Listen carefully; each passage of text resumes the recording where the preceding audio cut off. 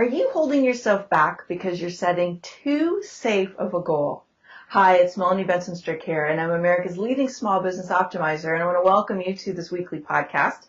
If you're new here, once in a while I pop on and I share with you a success tip, something that's going to help you optimize your results in your business. And today I want to talk to you about what we might call stretchy, really big, awesomely scary goals. And I've had a lot of conversations lately with some friends and colleagues, clients, and even some family members about big goals and what happens when we set unrealistic goals. And it's interesting, people are really mixed. Some people are like, you got to set really big, scary, big goals. And some people are like, yeah, that doesn't work for me. And truth be told, I've really struggled with that over the years too, because I've learned two completely different ways of thinking.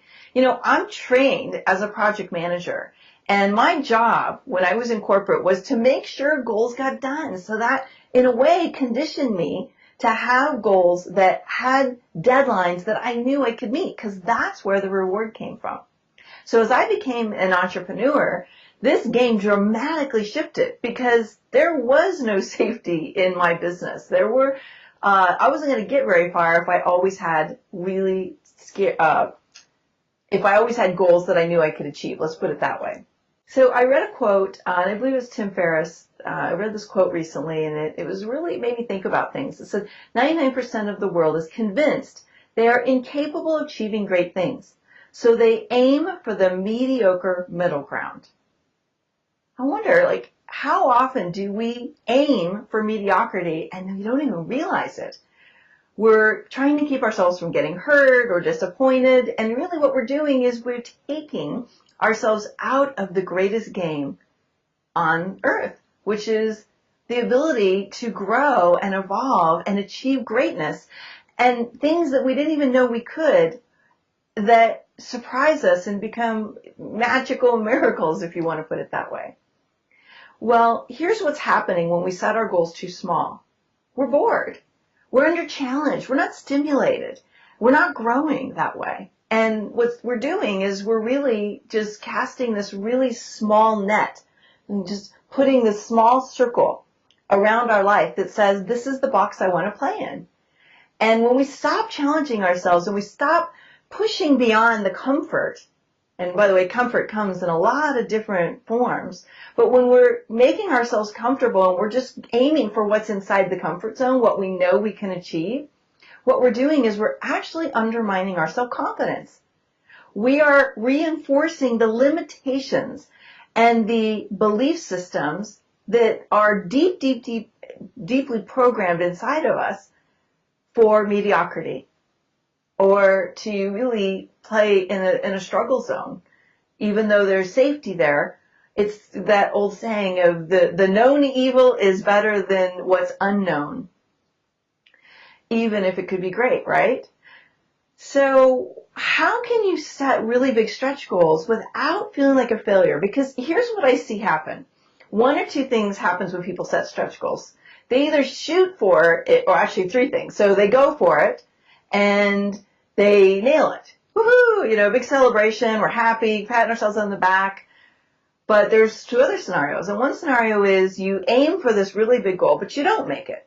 But you also realize the whole point of a stretch goal is to stretch us into being somewhere between where we are now and where we ultimately want to be out into the future. And in that situation, what's happening is we recognize that we are somewhere in between. We're not where we were, so we're no longer in the safety zone. We've stretched, we've grown, we've learned, we've evolved, and we're somewhere now on the course between where we were and where we want to be. And that's a good thing. The problem is when we judge it and label it as failed, or we see it as a problem. And that's the third scenario, is when we do stretch ourselves, we go for this really big, probably unrealistic goal, and we don't make it. And then we make up this big story that we're bad, we're incapable, we don't deserve it, or whatever our money DNA blueprint is that drives us. And the next thing we know, we give up and we go back to setting safe goals because we don't want to feel bad about ourselves. And by the way, if that's where you've been, please know it's normal. And I just want you to recognize there's a better way. There's a more, what we might say, an awakened path to achieving greatness, is to allow yourself to be stretched without being overly attached to what it looks like when you get there. The idea of a stretch goal is that you stop staying stuck, that you don't allow yourself to succumb to mediocre life, to a mediocre business, to mediocre results in your life.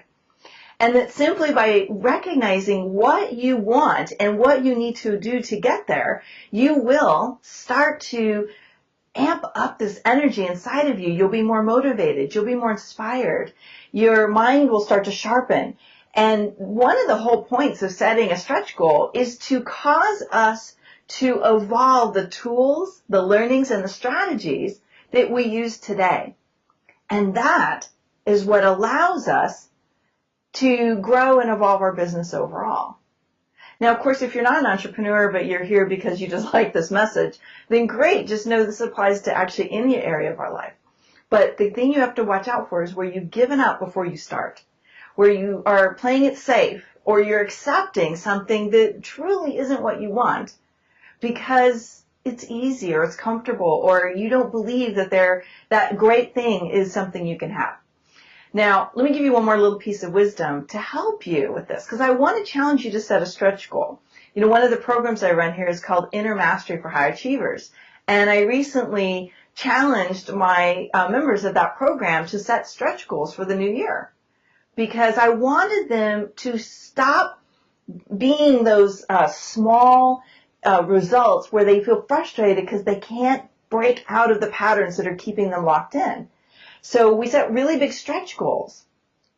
And so one of the things that we work on there is what happens to make sure you actually achieve the goal, because part of the reason why many people don't achieve the stretch goal is they don't know how to manage themselves, their time, and their resources to get that transformation that you need to have. So one of the first things you have to do is you have to ask yourself, who do I need to be in order to pull this off? Do I need to think differently? Do I need to have better habits? Do I need to be being more effective in my language? Do I need to power myself up? Do I need more energy? Who do you need to be? What's missing for you?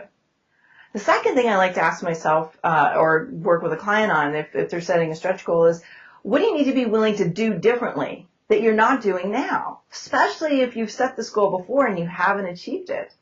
So let's say your stretch goal is you want to write a book. And you haven't been writing it. You've been saying for 3 years you want to do it, and that's part of the stretch for you.